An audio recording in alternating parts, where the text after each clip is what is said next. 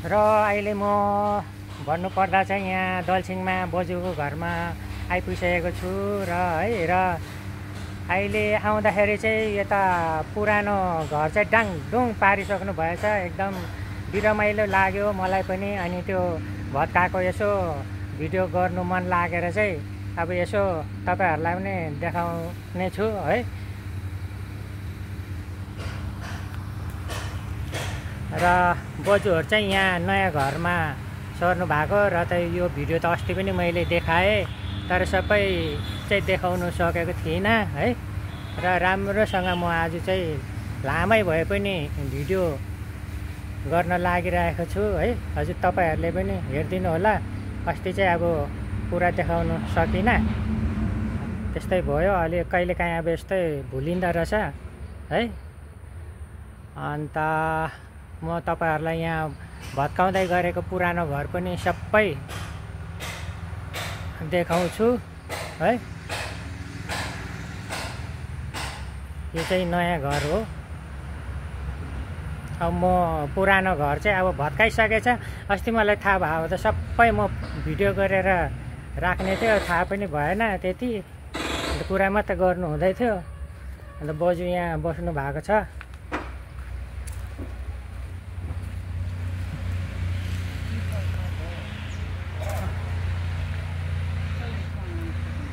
नयाँ घर चाहिँ यही हो। अन्त राम्रोसँग आज चाहिँ देखाउँदैछु है। अन्त ए पुरानो घर यस्तो डाङडुङ पारिसक्नु भएछ। अब धेरै पुरानो भयो भनेर चाहिँ अब बनाएर अब अलिक सानो बनाउँछ होला। त्यो अलिक यो नयाँ घरलाई पनि अब छेलिएको भनेर चाहिँ अब देखाउन लागिरहेको छु।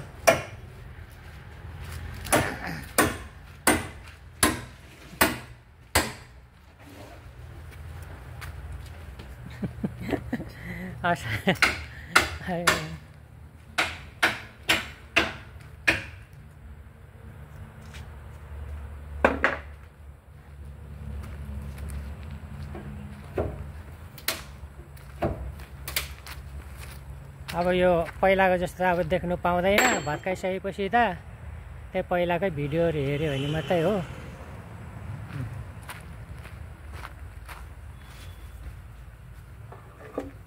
कति दिन भयो भत्काउन थालेको? 4 दिन। 4 दिन। ए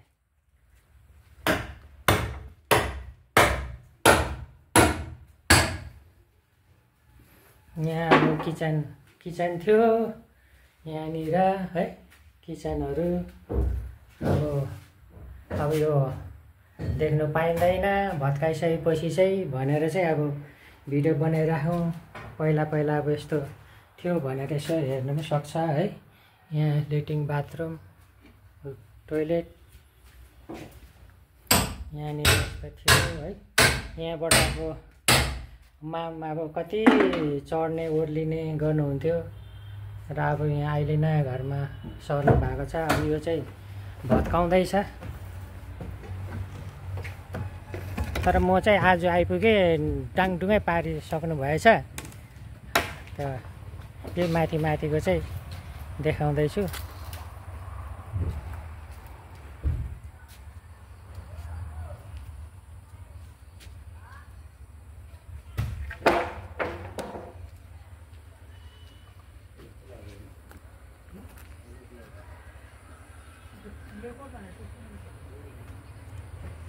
यताबाट आउँछ है मामाहरूको घरमा। र अहिले म यो भत्काएको ठाउँमा बरान्डामा चढेर भिडियो गरिरहेको छु है। अब छानाहरू त छैन डाङडुङै। अब खालि यो फट्टा मुनिको फट्टाहरू मात्रै बसेछ भन्नु पर्यो। यस्तै यहाँबाट चाहिँ अब ओर्लिने सिँढी हो।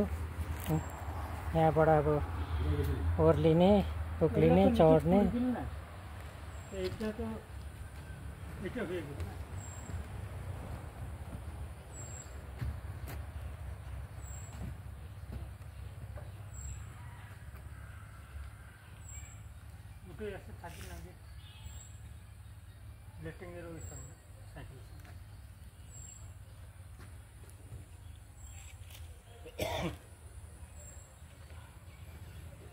म आइपुगेको काका त माथिल्लो घरमा जानु भएको रहेछ। अहिले कल गरेको आउँदैछ भन्नुहुन्थ्यो। अन्त म चाहिँ यसो भिडियो गरेर देखाइदिउँ भनेर नि अब भत्काइसकेपछि देख्नु हेर्नु पाउँदैन। अन्त यो राम्रै कुरो पनि हो। र अस्ति अब अलिअलि कुरा त सुनेको, अहिले त भत्काउँदैन होला भनेर म पहिल्यै डल्लै भिडियो गरेर राख्ने थियो है, साना साना। र पनि अलिअलि पहिला तिहारमा आउँदा त गरिराखेको त थियो।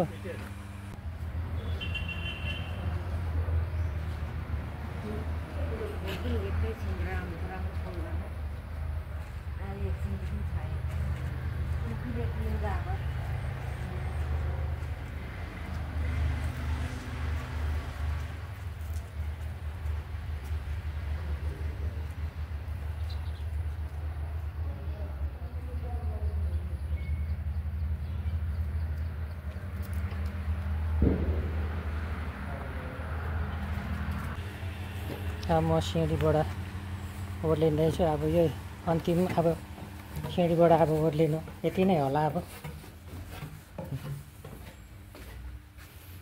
स्कुटी यहाँ आगोको काकाको यहाँ राखेको छ है।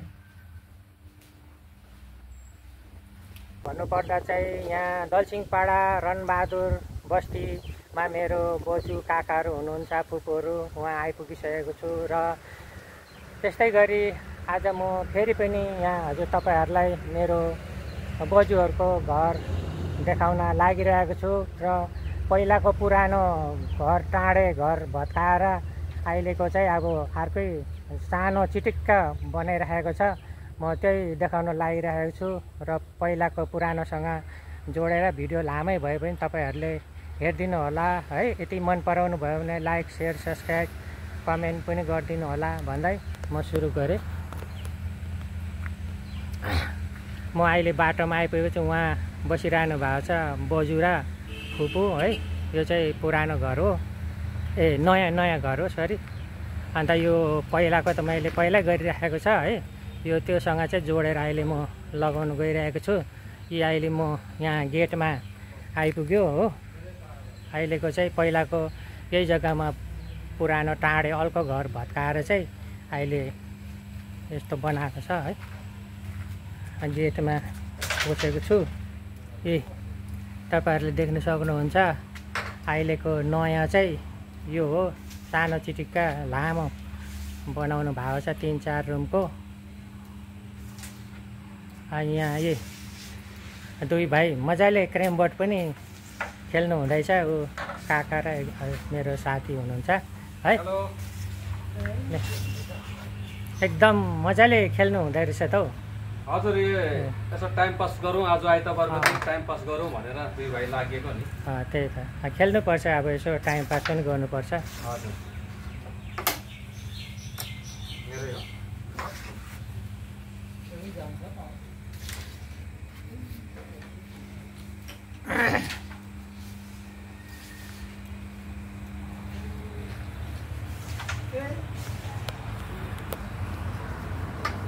हजुर, तपाईँहरूलाई यो भिडियो के कस्तो लाग्यो है, यदि हजुरहरूले मन पराइदिनु भयो भने चाहिँ लाइक, सेयर, सब्सक्राइब गर्न नबिर्सिनु होला, कमेन्ट पनि गरिदिनु होला भन्दै आजको भिडियो यति नै राख्नु पर्यो है।